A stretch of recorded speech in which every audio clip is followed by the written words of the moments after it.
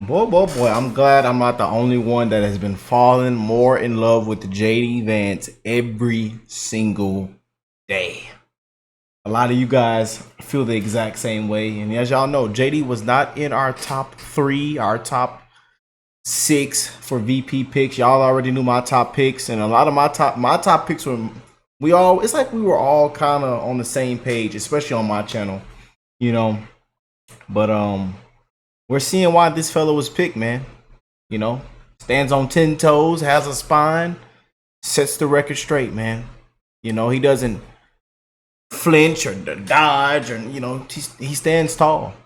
You know, and this Trump Vance ticket is showing true leadership right now compared to the other side, man. Ducking, dodging, hiding, communist, comrade Kamala, tampon Tim, stolen Vela. You know, stolen Vela, huh? You just can't make it up, man. But JD Vance once again puts his foot down and just completely obliterates Margaret, y'all. Can't make this up, man. So let's go and check out this interview. Let's jump straight in. Make sure you hit that like button. Subscribe to the channel if you're new here. I am wishing the best in all you guys' life, man. Bless you all and your families through these crazy, dark, woke, disgraceful times that we're living in, man. And we have to make common sense great again. You know, we have to. We need common sense back. And I believe this year is going to be too big to rig. Comment down below, too big to rig. We are in a fight to get our country back. A fight. Don't let them forget. Don't let them sweep it under the rug. They're trying to sweep this under the rug, man. You know? They are trying to sweep it on the rug, and they're going to continue to be disrespectful, rude, and nasty with this Trump and Vance ticket. Any little thing that they say, that they comment on, any remarks, they're going to spin, take them out of context, and make these guys look as such evil and bad people, man. I tell you. And people are waking up and seeing all this crap, man. They're seeing all the bias reporting, all the fake news. You know, people are waking up, man. These fellas have common sense. They're talking about policy. They're talking about problems and issues, how they're going to solve this. They've already promised the American people the 20 core promises. You know, you could say Project 2025. You could say all this other clueless stuff. You know, that is not their plan. That is not their agenda.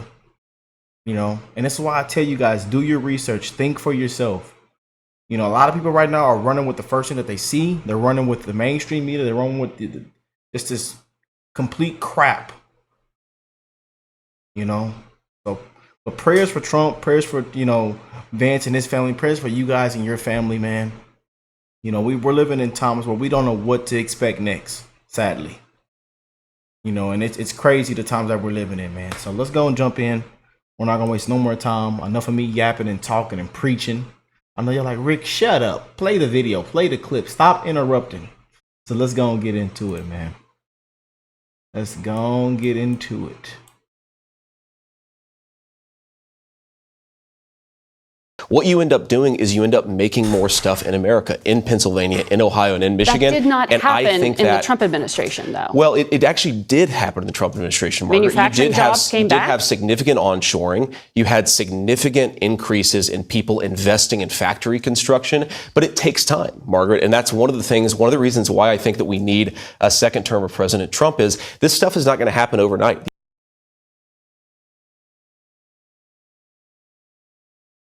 Oh boy. I'll tell you, this JD fella, man, he stands tall and strong, baby.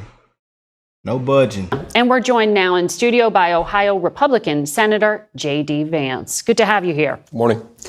Good morning to you. So you were at Mar-a-Lago recently. You were in New York at the Manhattan courtroom. You were in Ohio alongside Donald Trump at a fundraiser. I know you keep getting asked whether or not you're going to be vice president or not. And you said you haven't spoken to him about it. Sure. But we're also looking at a pretty tight race in the Senate. So I wonder, do you think you're more helpful to him in the Senate or in the White House? Well, I'll let him make that decision ultimately. I think he knows how to best run his presidential campaign. And what I've said is I'm happy to be an advocate for the agenda in the United States Senate. I think that's the best way for me to help the people of Ohio. I'm certainly interested in helping him in other ways if that's what matters. Because look, Margaret, we have to reelect Donald Trump as president.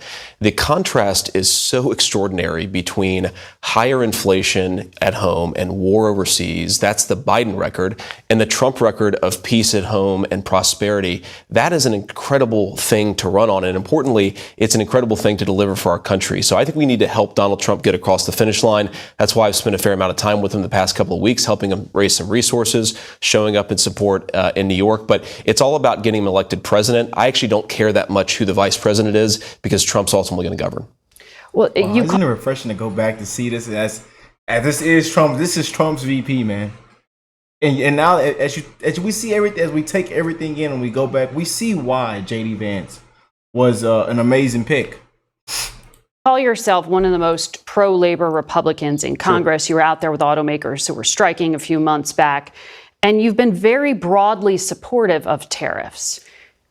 Why are you opposed to President Biden then putting tariffs on batteries and electric vehicles and other technology from China? It seems inconsistent. Well, I think there are two things here. First of all, many of the tariffs that Joe Biden has endorsed in the last couple of weeks are tariffs that he ran against in 2020. But now that he sees that Donald Trump is leading him in the polls, he's adopting the Donald Trump agenda. That's not actually being a good policy president. That's shifting on politics because you know you're about to lose. Well, he's targeted these pretty directly. There's a second thing, Margaret, that's really important here is Biden's entire agenda, such that it exists, has been about protecting green energy jobs at the expense of the industrial heartland.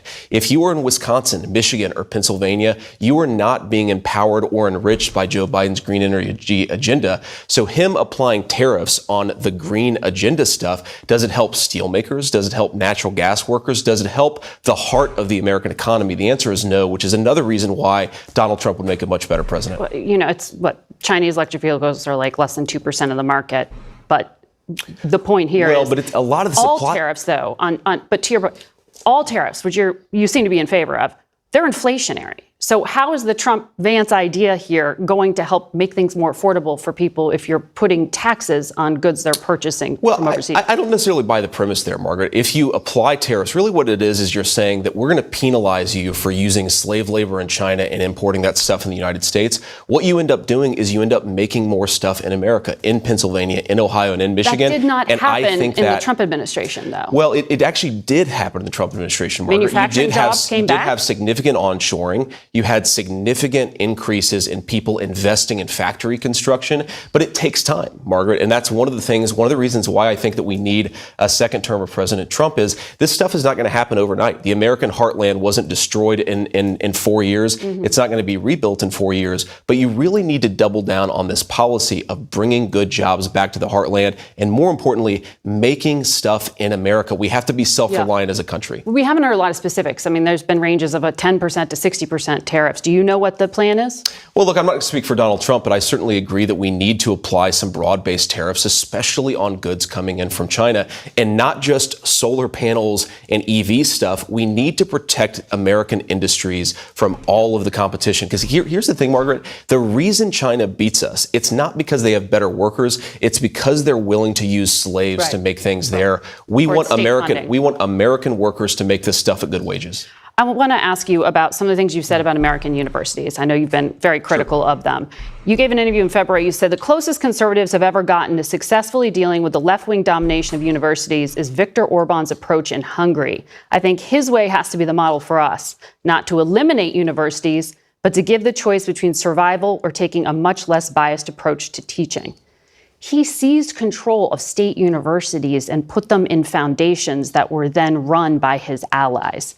Is that what you're advocating be done in the United States? Well, Margaret, what you're seeing in the United States actually is that universities are controlled by left-wing foundations. They're not controlled by the American taxpayer, and yet the American taxpayer is sending hundreds of billions of dollars to these universities every single year. I don't want taxpayers controlling education necessarily. Is that what you're advocating for, federal government? Margaret, what I'm advocating for is for taxpayers to have a say in how their money is spent. Universities are part of a social contract in this country. They educate our children. They produce important intellectual intellectual property. They get a lot of money because of it. But if they're not educating our children well and they're layering the next generation down in mountains of student debt, then they're not meeting their end of the bargain. I think it's totally reasonable to say there needs to be a political solution to that problem. Well, America's universities still attract talent from around the world, as you've went to one of America's very top schools. Look, there's still good things about American universities, but it's going in the wrong direction, Margaret.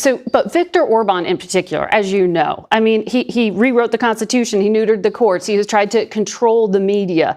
These are not necessarily conservative principles. So why would you want to mimic him? Well, look, I'm not endorsing every single thing that Viktor Orban has ever done. I don't know everything he's ever done. What I do think is on the university principle, the idea that taxpayers should have some influence in how their money is spent at these universities, it's a totally reasonable thing. And I do think that he's made some smart decisions there that we could learn from the United States. Well, he was just welcomed at Mar-a-Lago. And as you know, Leader McConnell just spoke out on the floor of the Senate this past week after Xi Jinping visited Hungary. He's trying to broker trade deals. They're brokering trade deals not just with Russia, but with Iran. Orban, because of this, McConnell said it should be a red flag for anyone seriously concerned about competition with China.